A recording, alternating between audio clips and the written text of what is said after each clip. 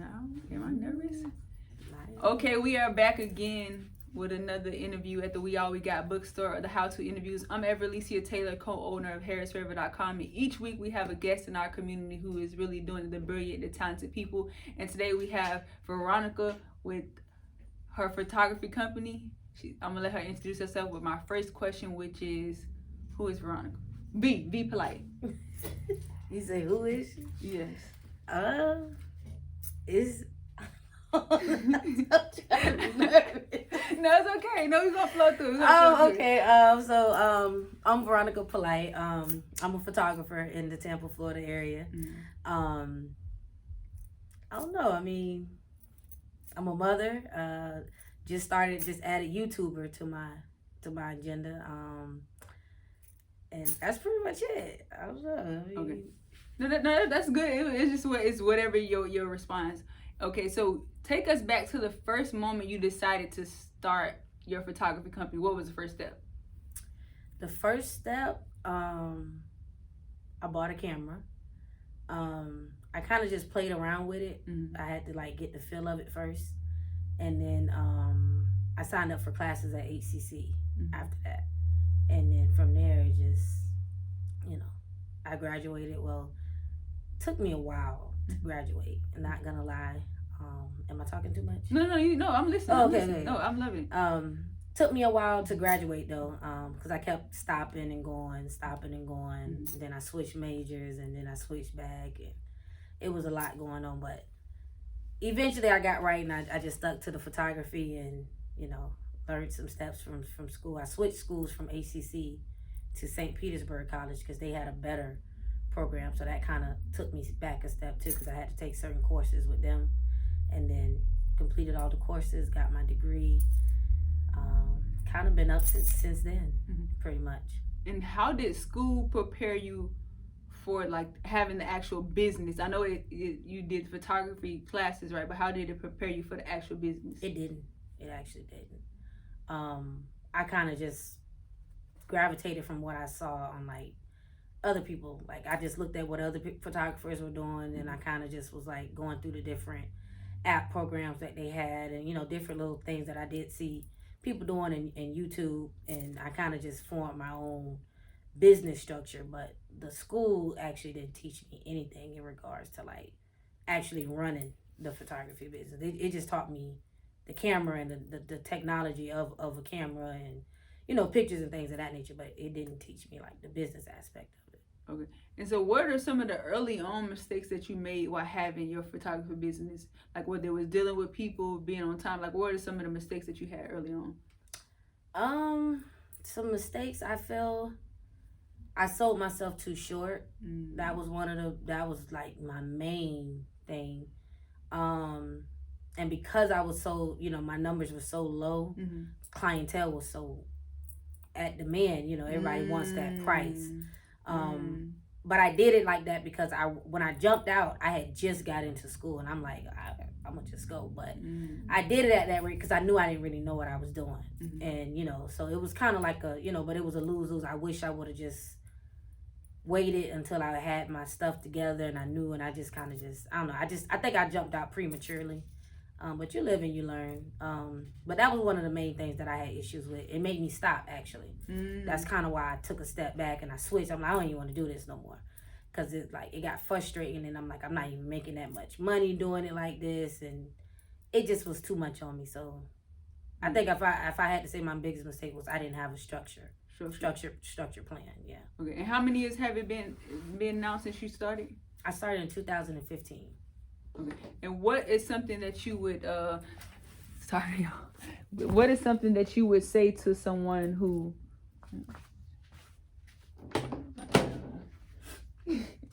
y'all know how it is, look, and it's gonna be in YouTube. I like that, uncut. No, uncut. Okay, so what is something that you would you wish someone would told you going into besides having to structure your business? Something that you know now that you wish somebody would have told you, you had a mentor in the photography business.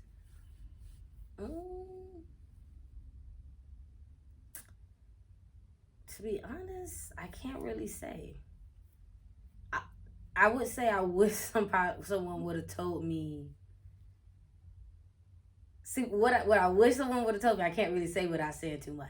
It'll be saying too much because I offer courses on that. Oh, okay. Well, then yeah. So y'all take the courses. You already know. It's like it's a process. Like I was editing my pictures a certain type of way, and had I had a mentor that was already in photography that could have told me, hey, you kind of doing all the work when you don't have to. That you can do it this way, and it's like a snap of the fingers versus doing it hard. Right. Okay. So so that's why it pays to have a mentor. Right.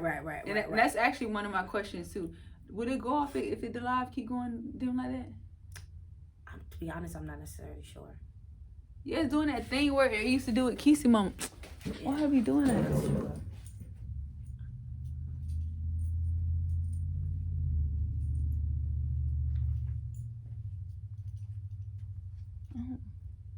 Where it be going dim.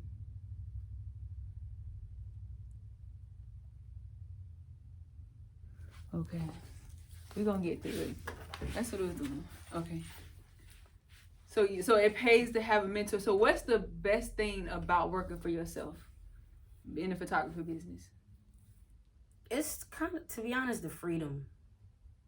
Like the freedom of being able to say, I'm gonna work today or I'm not. Like, you know what I'm saying? You don't have to, you really just, you I don't know, I'm gonna say that's kind of like a blessing and a curse, to be honest though, because it can hinder you at times, because you are on your own schedule. But at the same time, it's just like, I don't know, I'm gonna say the biggest thing is like the freedom. It's really like the freedom. I enjoy the freedom. I'm not gonna lie. And what is the thing you find difficult about working yourself? Is it what you said, that it could be the curse of that side too? Yeah, because it's like you set your own schedule. So some days when you don't feel like it, you ain't really, you just don't. But then it's like that hurts your pockets, because that could have been a real lucrative day. And then you might get up and go tomorrow. Tomorrow ain't nothing. You know what I'm saying? So the ebbs and flows of having a business. Yeah, like it fluctuates. Like you never know when you're going to have a good day or a bad day. And you can have I'm by appointment. I can have a day scheduled for 15 appointments and only 5 might show. So, okay. You know what I'm saying? So you won't know until the day over. Yeah, like you won't know until the day over. Anything happen, you know what I'm saying? People cancel things, things happen and things of that nature. But that's one of the negatives of being your own boss too. It's like you kind of got to know. You don't know. You don't know. You really don't know when the money. Every day is different. Every day is different. And then it's like you might have a good month this month. You might have 3 bad. So that one good month got to maybe last you for, you get what I'm saying? And I think that's something that people don't talk about in entrepreneurship. They'll post that good month, and then that month when it's slow up is when like people don't. See, people don't think about that too. It's like, yeah, I'm booming. You booming this month, but this one, and this one, it might not be like that. And, because I just had my first hiccup, to be honest, with the pandemic. What was it? August and September. It was just like nothing. Not even gonna lie. Probably like maybe a third of what I would normally make is what I made for August and September. And that's because people kept canceling because they got sick. Like that new Delta variant came out and everybody just was sick. Then a lot of mothers were pregnant. They're like, oh, I don't want to chance it. You might have it, or I might contract it coming in there. I didn't even think about that too. Right. So I do a lot of maternity, and then like kids, and like they thinking about their kids. I don't want my child, because they got to take their mask off to take their pictures. So it just was one of those things where I saw a big, and I'm like, okay, I had never seen that before, to be honest, either. So that's something to think about when you're an entrepreneur. You got to make sure you put up for those rainy days. But luckily, I had a financial advisor, and he had told me that, like, you have to have, because I wanted to invest in an IRA account. So he told me before he would let me do that, he needed to see 6 months worth of savings for my bills. He made me write out all my bills. He said, I need to see 6 months worth of this for your monthly income. Your monthly expenses. I need to see 6 months of that in your bank account for at least 3 months, and then he'll let me, and then that's kind of how I learned to pace myself with my money and, budget and all this type of stuff like that. So that's something you have to do. Feel like you having, like, what made you interested in even having an IRA? Was there a mentor, or you just like came to a conclusion like, I got to prepare for more? It was me I was searching for it. I kind of stumbled upon it because I'm just like I always know, I hear older people like, oh, when they get to a certain age, I got to apply for my Social Security. And I'm just like, with me, I don't know how that worked because I wasn't too, knowledgeable on business and, with how that stuff go with all retirement and stuff like that. So I'm just thinking in my mind, I'm like, I'm probably got to have my own retirement plan. Right. I don't have no 401k that I can get into, or, I don't have nothing to fall back on when this ends. It's like, what are you going to do? Right. You get what I'm saying? So I started just like digging up stuff on Google and Instagram, had hashtags and stuff like that. And I kind of stumbled upon IRAs, and it just seemed like something that I would rather go with for my establishment, for what I'm doing. So. And how much does being aware of customer service skills play in part of your business? Because you do have a service in you where you deal with people closely. So how much does that play into how your business goes? Huge. I'm not even gonna lie to you, huge.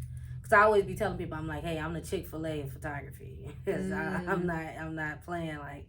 I'm easygoing. I'm not gonna, I won't argue. I'm not, everything is okay. Yes, okay, please. Thank you. Yeah. You're welcome. You're very welcome. I always use certain words because I'm just like, I need them to feel that I appreciate you for even using my services. Because without you, I don't eat. You know what I'm saying? So yeah, no. I'm always nice. I'm customer service. I've never had a complaint. I'm A plus, and it matters because a lot of people. There's this guy, I know he does really good photography, but his customer service sucks, and I'm just hearing that from customers coming to me like, oh my God, you're so, and oh, I went and did this and I hated it because it was great, quality, but it they didn't like his customer service. So I'm like, okay, that's something I know to stay on point with. I know I'm doing good with that. So. So it seems like you say, we're in a bookstore, Black-owned bookstore, we all we got. So how much has books played into your journey? Or, because I know you did say you went to school, or how much has the online played into your journey? Is there a book that you would recommend that played in with your mindset and making you have the mindset you have? No, to be honest, no. So what do you attribute your overall, because I feel like you have an optimistic, very do for self mentality. What do you feel like attributed to that mentality? To be honest, my dad. He kind of just, as from a child, we would always talk. Like every day we talk for at least about an hour, and he just would always be saying stuff. From a little girl, he would always just keep instilling certain things into me, and from there I just kind of, he reads a lot. So, So you got the... So he reads it, then he feeds it all to me. So it's like, I'm not gonna lie, I don't pick up a book. I respect it. No, and then that's what I feel like a recurring theme that we realize that is our generation. Our reading is we have a phone in our hand where we can read anything we want to read at the entire moment. So I understand it too. That's why I just wanted to have you to just show how you do it. It's not a right or wrong. It's just how do you, because I feel like you do have so much knowledge that you really took in from many places, and I want to know like, how do we get that? Because a lot of people feel like they're stuck at, I don't know. Well, see, the thing about me, I'm very like inquisitive, and if I think something or I hear something or I see something, and I pay attention to certain things, like I'm looking at somebody that has a good business structure or seems to have one, and I'm watching them, and I'm looking at certain things, and they might say something that I don't know about. I am gonna go look it up. Now, as far as like actually picking up a book and reading it, I might not do that. But if a book has something about it, I'm gonna go to that part, and I'm like, okay, and then I'm gonna skim like the rest. But I don't sit and read. I wouldn't like to be honest, because there's a lot that I don't know. But I'm not gonna lie, I don't have the time.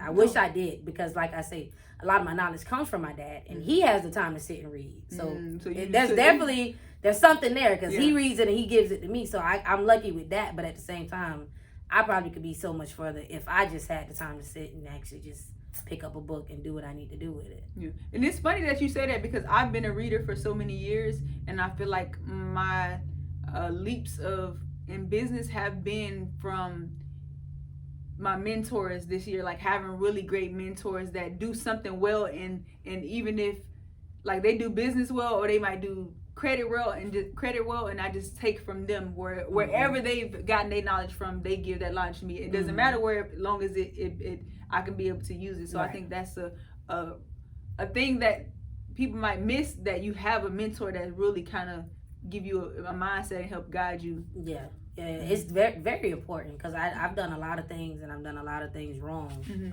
And when somebody that's been there, or somebody that has knowledge and they know they can guide you. And then like with photography, my teacher, he's an older guy, and I'm not gonna lie, I hated his guts as he was teaching, but it's only because he was like not one of those teachers that played. Like now, when I think back on, I love him. I go out to the school and speak for kids for him and stuff like that. But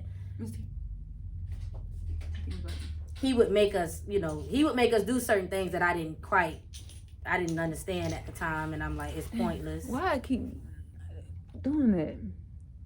Probably because you're not touch. You probably gotta touch it so often. I think I'm gonna take the phone. Y'all, we back again. Sorry about that. But you were saying that you appreciate his methods now that you out of school and you actually yeah. Because it's like sometimes you can have a mentor, but you be like, they tell you to do something, like I'm about to do my own thing. Like that don't make sense to me. Like you don't see the point in it. But it's like, even then, it took years for everything I learned from him to start clicking. I'm like, oh my God, wow.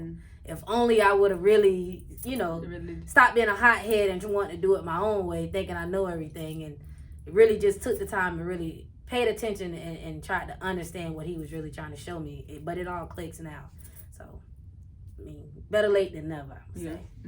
And this is one of my favorite questions I like to ask. If you can go back and tell your 18-year-old self something, what would it be?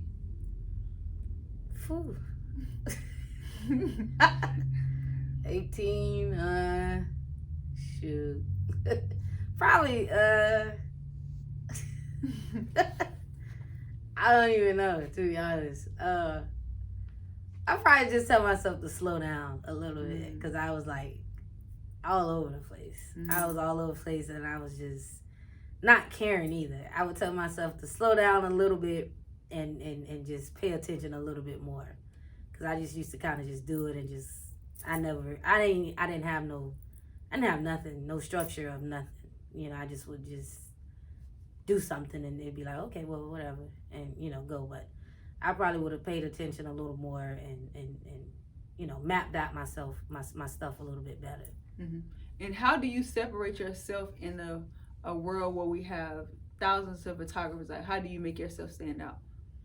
I just try to, be different as much as I can, or try to stay creative as much as I can. That's pretty much it. And inconsistent, because a lot of people are inconsistent. So I'm learning consistency is really like a huge thing. Okay. And then, so we're going to actually wrap it up. It's been a pleasure to interview you and tap into your mind. I feel like there was a lot of takeaways. I want to ask you, is there anything that you would like to add? Or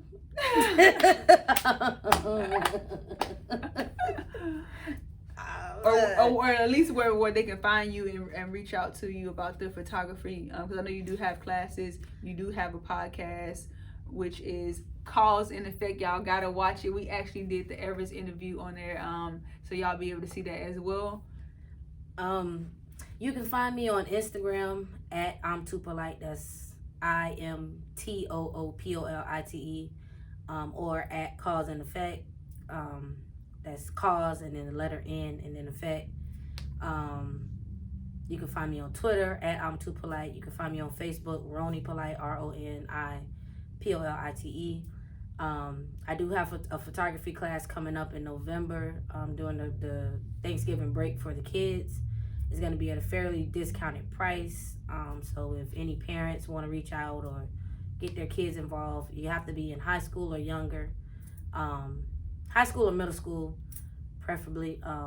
But all ages are welcome. So that's pretty much it. Thank you for having me. I appreciate this first interview. So. Okay, we out.